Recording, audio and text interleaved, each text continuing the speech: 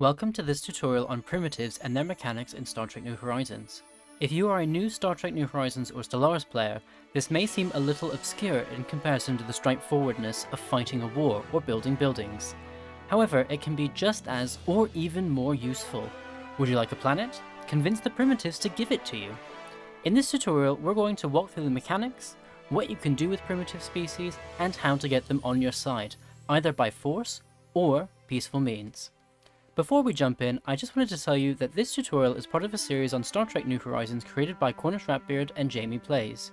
You can see the playlist for all of the tutorials linked in the description below, as well as at the end of the video.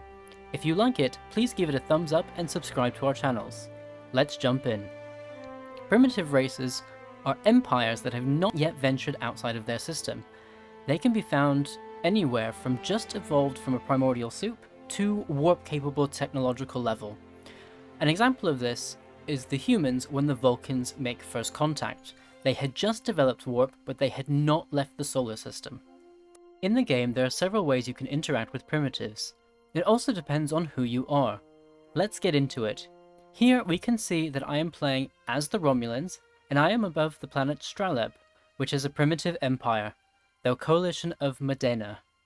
I have control of this system, so I can interact with the primitive empire. You can see that because I have a starbase right here. I have also used my construction ship to build an outpost.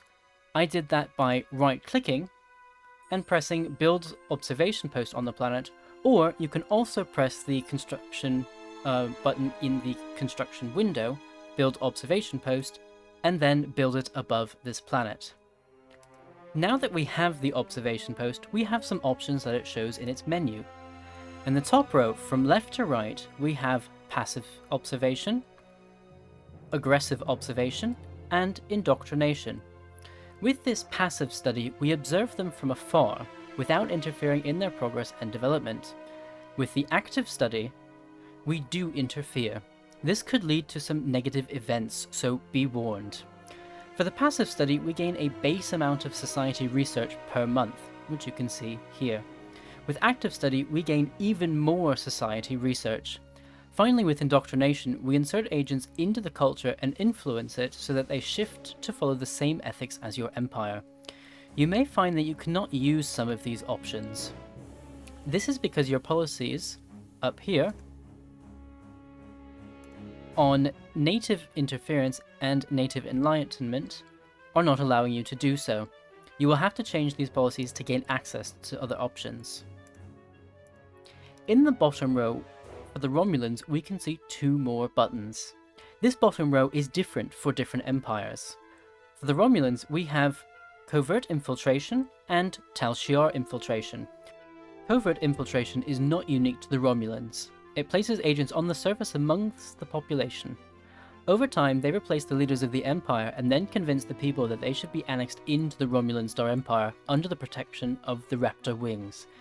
Each has its own special conditions. For example, Tal Shiar infiltration can only be performed on warp-capable worlds and warp-capable civilizations. Now let's look at the Federation.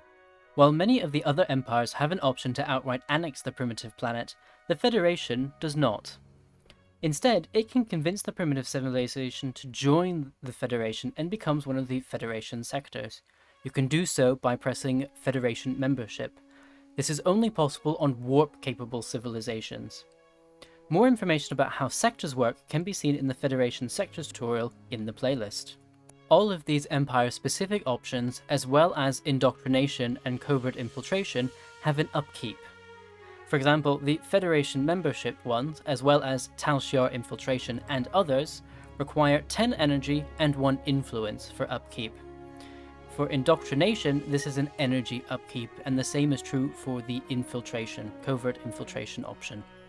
In addition to the options that you have on your observation post, you can also engage in limited diplomacy with privilizations. Here, for example, is a view of what the Romulans see. By clicking on the Empire icon next to the planet name, you can engage in limited diplomacy, and you have a couple of options. The first asks, what are warp-capable species, which will give you information about them and what you can do with them.